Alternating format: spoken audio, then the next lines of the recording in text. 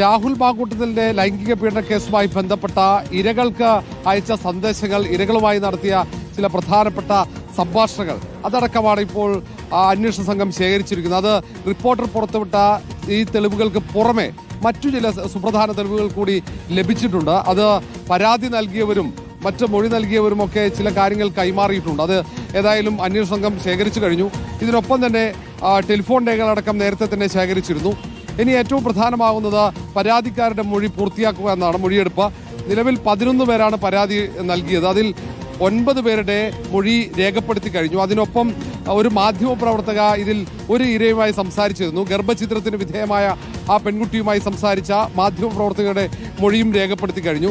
യുവനടിയുടെ മൊഴി രേഖപ്പെടുത്തി. ആ യുവനടിക്ക് രാഹുൽ മാങ്കൂട്ടത്തിൽ അശ്ലീല സന്ദേശം അയച്ചു വന്നതാണ്. ആ പെൺകുട്ടിയുടെ മൊഴി രേഖപ്പെടുത്തി. അവന്തികയാണ് മൊഴി നൽകാത്തത്. പിന്നീട് ഗർഭചിത്രത്തിനിരയായ 2 യുവതികളുണ്ട്. അവരുടെ മൊഴി കൂടി രേഖപ്പെടുത്താനുള്ള ശ്രമമാണ് അന്വേഷണ സംഘത്തിന്റെ ഭാഗത്തുനിന്നുള്ളത്. ഇനി അന്വേഷണ സംഘത്തിന്റെ നീക്കം അത് നിർണായകമാണ്. പ്രത്യേകിച്ച് ഗർഭചിത്രത്തിനിരയായ പെൺകുട്ടികളുടെ മൊഴി അതീവ സുപ്രധാനമാണ് ഈ കേസിനെ സംബന്ധിച്ചിടത്തോളം. കാരണം തെളിവുകൾ ഏതാണ്ട് ശേഖരിച്ചു കഴിഞ്ഞു.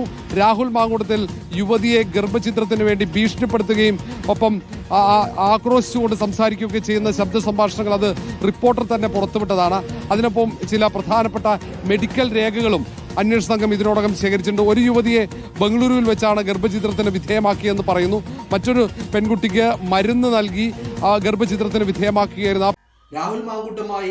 രാഹുൽ മാങ്കൂട്ടവുമായി ബന്ധപ്പെട്ട് ഉയർന്നു വന്നിരിക്കുന്ന ഈ പരാതികളും ഈ ആരോപണങ്ങളും ഒക്കെ അത് വലിയ ഒരു തലവേദനയിലേക്കാണോ കാര്യങ്ങൾ പോകുന്നത്? ഈ പറയുന്ന തെളിവുകൾ ഒക്കെ അന്വേഷണ സംഘം ശേഖരിച്ചു കഴിഞ്ഞു, മൊഴികൾ രേഖപ്പെടുത്തി കഴിഞ്ഞു, ഒക്കെ കഴിഞ്ഞു. രാഹുലിനെ നാളെ അറസ്റ്റ് ചെയ്യുന്നതായിരിക്കും. വാർത്തയാണ് കേട്ടോ.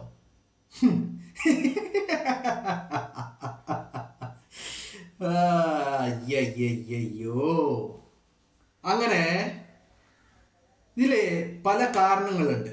ഇതൊക്കെ രാഹുലിന് കുടുക്കാകുമോ, അല്ലെങ്കിൽ എന്താണ് ഇതിന്റെ സത്യാവസ്ഥ, എന്താണ് ഇതിന്റെ നിജസ്ഥിതി, എങ്ങനെയാണ് കാര്യങ്ങളുടെ പോക്ക്, എവിടെ വരെ എത്തും, രാഹുലിന് ഒരിക്കലും തിരിച്ചു വരാൻ കഴിയില്ലേ, അതോ രാഹുൽ ജയിലറിക്കുള്ളിലേക്ക് പോകുമോ, എന്തൊക്കെയാണ് ഇതിന്റെ വാസ്തവങ്ങൾ? ഇപ്പൊ നമുക്ക് ഓരോ കാര്യങ്ങളായിട്ട് പരിശോധിക്കാം.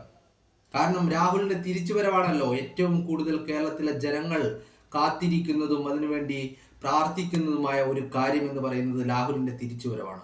രാഹുൽ തിരിച്ചു വരണമെന്നുള്ള ആവശ്യം എല്ലാ തലങ്ങളിൽ നിന്നും ഇങ്ങനെ ഉയർന്നുയർന്നു വരികയാണ്. പലപ്പോഴും നമ്മൾ ചിന്തിക്കാറുണ്ട്, അല്ലെങ്കിൽ പലപ്പോഴും പലരും ചോദിക്കാറുണ്ട്, എന്താണ് രാഹുൽ ഇതിനെക്കുറിച്ച് ഒന്നും മിണ്ടാത്തത്, എന്താണ് രാഹുൽ പുറത്തു വരാത്തത്, എന്തിനാണ് രാഹുൽ വെയിറ്റ് ചെയ്യുന്നത്, എന്തേ രാഹുൽ പാലക്കാട്ടേക്ക് എത്തുന്നില്ല എന്നുള്ള കാര്യങ്ങളെക്കുറിച്ച് പല കോണുകളിൽ നിന്നുള്ള ചോദ്യങ്ങൾ വരുന്നുണ്ട്. പലപ്പോഴും മാധ്യമപ്രവർത്തകർ തന്നെ കഴിഞ്ഞ ദിവസം ഇപ്പൊ ശ്രീകണ്ഠൻ മാധ്യമങ്ങളെ കണ്ടപ്പോ മാധ്യമങ്ങൾ ചോദിക്കുന്നുണ്ടായി, എന്തേ രാഹുൽ ഒരു കൗണ്ടർ പരാതി നൽകാത്തത്. അങ്ങനെ പല രീതിയിലുള്ള ചോദ്യങ്ങൾ വരുന്നുണ്ട്. ഇപ്പോ ഈ കേസുമായി ബന്ധപ്പെട്ട് ഇപ്പൊ നിലനിൽക്കുന്ന അന്വേഷണവും കേസുമായി ബന്ധപ്പെട്ടുള്ള ചില കാര്യങ്ങൾ നമുക്ക് പരിശോധിച്ചു കഴിഞ്ഞാൽ, ഈ വാർത്താ മാധ്യമങ്ങളിൽ ഈ ആരോപണങ്ങൾ തുടങ്ങി അതിന്റെ അന്ന് പിറ്റേന്ന് മുതലുള്ള ഒരു ദിവസം വൈകുന്നേരം ആരോപണങ്ങൾ ഉന്നയിക്കപ്പെടുന്നു. പിറ്റേ ദിവസം മുതൽ ഈ ആരോപണങ്ങളെക്കുറിച്ചും അന്വേഷണങ്ങളെക്കുറിച്ചും പരാതിയെക്കുറിച്ചും പോലീസ് കേസിനെ കുറിച്ചും ഒക്കെ നിരവധി വാർത്തകൾ വരുന്നുണ്ട്.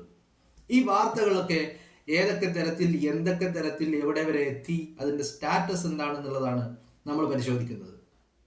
ഇപ്പൊ ഇതുമായി ബന്ധപ്പെട്ട് 10-ലേറെ പരാതികൾ, 11, 10, 11 എത്രയോ ആവട്ടെ, പരാതികൾ നിലനിൽക്കുന്നുണ്ട് രാഹുലിനെതിരെ. ഈ ബന്ധപ്പെട്ട പരാതികളിൽ ഈ പരാതി ഉന്നയിച്ച വ്യക്തികൾ ആരാണ് എന്നുള്ളതാണ് ആദ്യ ചോദ്യം. ആ ചോദ്യം, അതിനുള്ള ഉത്തരം എന്ന് പറയുന്നത്, ഈ പരാതി കൊടുത്തിരിക്കുന്ന ആളുകളിൽ ആരെങ്കിലും ഇത്തരത്തിൽ തനിക്കാണ് അങ്ങനെ ഒരു ദുരനുഭവം ഉണ്ടായത്, അല്ലെങ്കിൽ തനിക്കാണ് ഇത്തരത്തിൽ ഒരു ആക്രമണം നേരിടേണ്ടി വന്നത്, തന്നെയാണ് ഇത്തരത്തിൽ ഗർഭചിത്രത്തിന് വിധേയമാക്കിയത്, നിർബന്ധിക്കുകയും ഭീഷണിപ്പെടുത്തുകയും ചെയ്തതൊക്കെ താനാണ് എന്ന തരത്തിൽ ആരെങ്കിലും പരാതി നൽകിയിട്ടുണ്ടോ? ഇല്ല എന്നുള്ളതാണ് അതിന്റെ വസ്തുത. അത്തരത്തിലൊരു പരാതിയും നിലനിൽക്കുന്നില്ല, അല്ലെങ്കിൽ അത്തരത്തിലൊരു പരാതിക്കാരനും നിലനിൽക്കുന്നില്ല. പിന്നെ ഈ പരാതി നൽകിയ ആളുകളൊക്കെ ആരാണ്? പിന്നെ ഈ പരാതി നൽകിയ ആളുകളൊക്കെ എന്ന് പറയുന്നത് രാഹുൽ മാങ്കൂട്ടവുമായി ബന്ധമുള്ള ആളുകളാണോ? അല്ല. അല്ലെങ്കിൽ ഈ പറയപ്പെടുന്ന സോ കോൾഡ് ഇരകളുമായി ബന്ധപ്പെട്ട ആളുകളാണോ? അതുമല്ല. അല്ലെങ്കിൽ ഈ ഇരകളുടെ ബന്ധുക്കളോ അല്ലെങ്കിൽ രാഹുലുമായിട്ട് ഫ്രണ്ട്സായ ആരെങ്കിലും ആണോ? അവരുമല്ല. പിന്നെ ആരാണ് ഈ പരാതി നൽകിയിരിക്കുന്നത്? ഈ പരാതി നൽകിയിരിക്കുന്നത് തീർത്തും ഈ കേസുമായി യാതൊരു ബന്ധവുമില്ലാത്ത മൂന്നാം കക്ഷിയിൽപ്പെടുന്ന പുറത്തു നിന്നുള്ള ആളുകളാണ്. അവർ എങ്ങനെയാണ് പരാതി നൽകിയത്? അവർ പരാതി നൽകിയത് ഈ വാർത്താ മാധ്യമങ്ങളിൽ കേട്ട, സോഷ്യൽ മീഡിയകളിൽ കണ്ട കാര്യങ്ങളെ അടിസ്ഥാനമാക്കിയിട്ടാണ് ഇവർ പരാതി നൽകിയിരിക്കുന്നത്. അപ്പോൾ പരാതിക്കാരെന്ന് പറയുന്നത് മൂന്നാം കക്ഷികൾ മാത്രമാണ്. അത് രാഹുലിനെ ബാധിക്കുമോ എന്ന് ചോദിച്ചു കഴിഞ്ഞാൽ ഒരിക്കലും ബാധിക്കില്ല എന്നുള്ളത് തന്നെയാണ്. പരാതി ആർക്ക് വേണമെങ്കിലും ആർക്കെതിരെയും കൊടുക്കാം, അന്വേഷണങ്ങൾ നടത്താം, അതിനൊന്നും യാതൊരുവിധ തടസ്സവുമില്ല. ബട്ട് അത് കുറ്റാരോപിതനെ എത്തരത്തിൽ ബാധിക്കുമെന്ന് ചോദിച്ചാൽ വട്ടപൂജ്യം മാത്രം. അത് കുറ്റാരോപിതനെ ഒരിക്കലും ബാധിക്കുകയില്ല എന്നുള്ളതാണ്. പിന്നെ പറയുന്ന ഇരകളുടെ മൊഴി എന്ന് പറയുന്നത്, ഈ ഇരകളുടെ മൊഴി എന്ന് പറഞ്ഞിട്ട് ഇപ്പൊ ഇതിൽ ഇരകളുടെ മൊഴിയായിട്ട് രേഖപ്പെടുത്തിയിരിക്കുന്ന വ്യക്തി എന്ന് പറയുന്നത് വാർത്താ മാധ്യമങ്ങളിലൂടെ ഈ പറയുന്ന രാഹുലിനെതിരെ ആരോപണം ഉന്നയിച്ച നടിയായിട്ടുള്ള റിനി ആൻ ജോർജിന്റെയാണ്. ഈ റിനി ആൻ ജോർജ് ഞാൻ ഇരയല്ല എന്നുള്ളതാണ് അവരുടെ മൊഴി പറയുന്നത്. എനിക്ക് പ്രശ്നങ്ങളൊന്നും ഉണ്ടായിട്ടില്ല. അപ്പോ ഈ പറയുന്ന നടി നൽകിയ മൊഴിയിൽ അവർ ഇരയല്ലെന്ന് സമ്മതിക്കുന്നു, അവർക്ക് പ്രശ്നങ്ങൾ ഉണ്ടായിട്ടില്ല എന്ന് സമ്മതിക്കുന്നു. അപ്പൊ തന്നെ ചോദ്യം ഉയരുകയാണ്, അപ്പൊ നിങ്ങൾ ഉന്നയിച്ച ആരോപണങ്ങൾ പച്ച നുണയായിരുന്നോ എന്നുള്ള ചോദ്യം ഉയരുകയാണ്. ഓഫ് കോഴ്സ് അത് പച്ച നുണയായിരുന്നു അവർ വിളിച്ചു പറഞ്ഞത് എന്നുള്ളതാണ്. അങ്ങനെ ഇവർ നൽകിയ മൊഴിയും ഇവർ ചില സ്ക്രീൻഷോട്ടുകളൊക്കെ നൽകി, രാഹുൽ മെസ്സേജ് അയച്ചത് എന്ന് പറഞ്ഞിട്ട്. അപ്പോൾ അതും എടുത്ത് പരിശോധിച്ച് നോക്കുമ്പോൾ പോലീസിന് പ്രഥമ ദൃഷ്ടിയ മനസ്സിലായത് ഈ മൊഴിയും ഈ സ്ക്രീൻഷോട്ടുകളും വെച്ച് ഇവരെ പരാതിക്കാരിയോ ഇരയോ ആക്കാൻ കഴിയില്ല, ഇവർക്ക് അത്തരത്തിലൊരു അനുഭവം ഉണ്ടായിട്ടില്ല, അതുകൊണ്ട് ഇവർ സാക്ഷിയാണ് എന്നുള്ളതാണ് പോലീസിന്റെ വാദം. എന്നിട്ടും ഈ നിയമത്തിന്റെ പഴുതുകളിൽ എവിടെയെങ്കിലും ഇത് രാഹുലിനെതിരെ ആക്കുവാൻ കഴിയുമോ എന്ന് ആലോചിച്ചിട്ട് പോലീസ് നിയമവിദഗ്ധരെ കാണുന്നു. അവരും പറയുന്നു ഇവരെ ഒരിക്കലും ഇത്തരത്തിൽ ഇവർ സാക്ഷി മാത്രം വേണമെങ്കിൽ ആക്കാം എന്നാണ് നിയമവിദഗ്ധർ പറയുന്നത്. അതിന്റെ അടിസ്ഥാനത്തിൽ ഇപ്പൊ റിനിയെ സാക്ഷിയാക്കിയിരിക്കുകയാണ്. അപ്പോൾ റിനി പറഞ്ഞ ആരോപണങ്ങളൊക്കെ പച്ച നുണയാണ് എന്ന് അവിടെ തന്നെ തെളിഞ്ഞു. കാരണം റിനി പറഞ്ഞ ആരോപണങ്ങളെല്ലാം ശരിയാണെങ്കിൽ റിനി അവിടെ സാക്ഷിയല്ലല്ലോ ആകുക, റിനി പരാതിക്കാരിയായി മാറുമല്ലോ.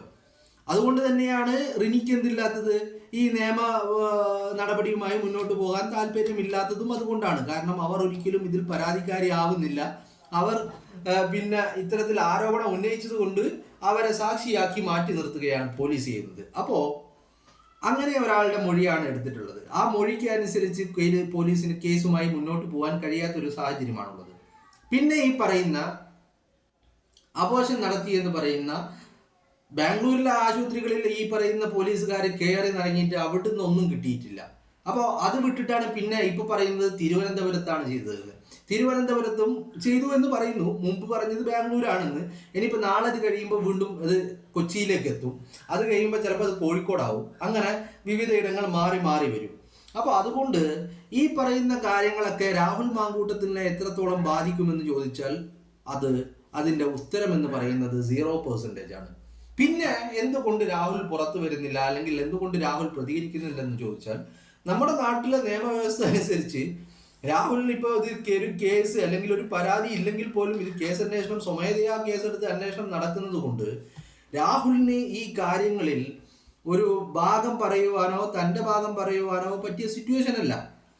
പിന്നെ ഈ കേസിന്റെ അന്വേഷണം എവിടെ വരെ എത്തി എന്ന് ചോദിച്ചാൽ ഈ വാർത്താ മാധ്യമങ്ങളിൽ തെളിവ് ശേഖരിച്ചു, തെളിവ് കിട്ടി, അവിടെ നിന്ന് അത് കിട്ടി, ഇവിടുന്ന് ഇത് കിട്ടി, അവിടുന്ന് ആനമുട്ട കിട്ടി, ഇപ്പുറത്ത് നിന്ന് ഒട്ടകപക്ഷിയുടെ മുട്ട കിട്ടി, അവിടെ മറ്റേ പൂച്ച പ്രസവിച്ചത് കിട്ടി എന്നൊക്കെ പറയുന്നത് പോലെ ഇതൊക്കെ കിട്ടിയെന്ന് ഇത്തരത്തിൽ റിപ്പോർട്ടർ TV ആണ് ഇതൊക്കെ കിട്ടിയെന്ന് പറയുന്നത്.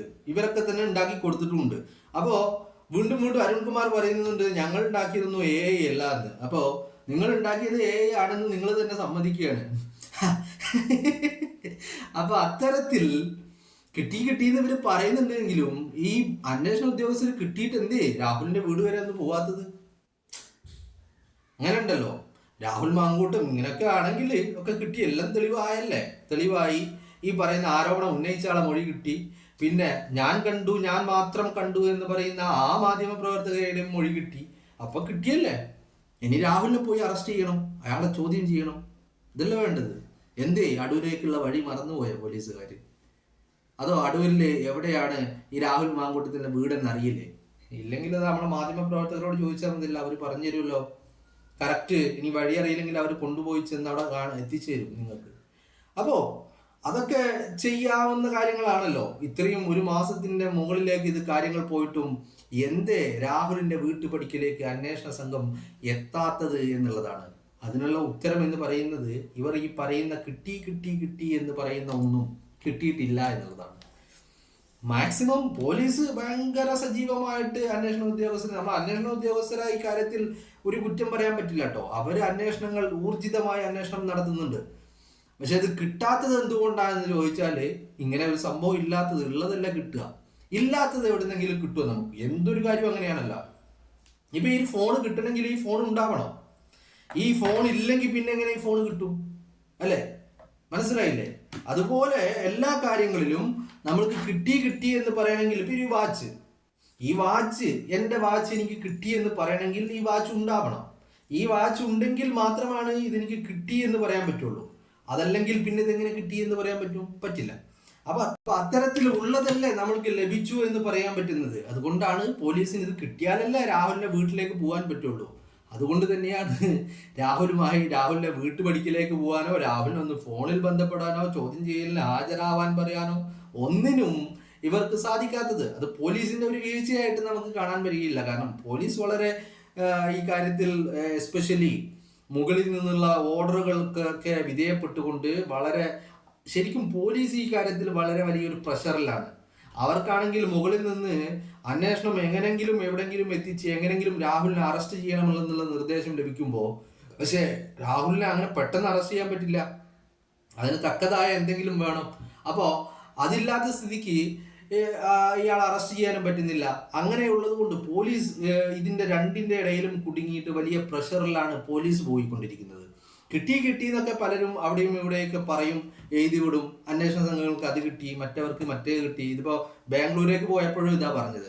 ബാംഗ്ലൂരിൽ 2 യുവതികളെ അവിടെയാണ് അബോർഷൻ ചെയ്യുന്നത്.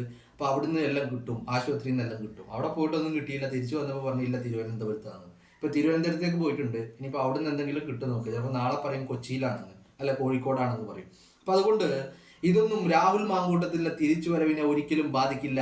അയാൾ കാത്തിരിക്കുന്നത് മറ്റു ചില തീരുമാനങ്ങൾക്ക് വേണ്ടിയാണ്. ആ തീരുമാനങ്ങൾ ഉടനടി ഉണ്ടാകും. അയാൾ ഊർജ്ജസ്വലനായി തിരിച്ച് പാലക്കാട്ടിന്റെ മണ്ണിൽ എത്തുമെന്നുള്ള കാര്യത്തിൽ ഒരു തർക്കവും വേണ്ട.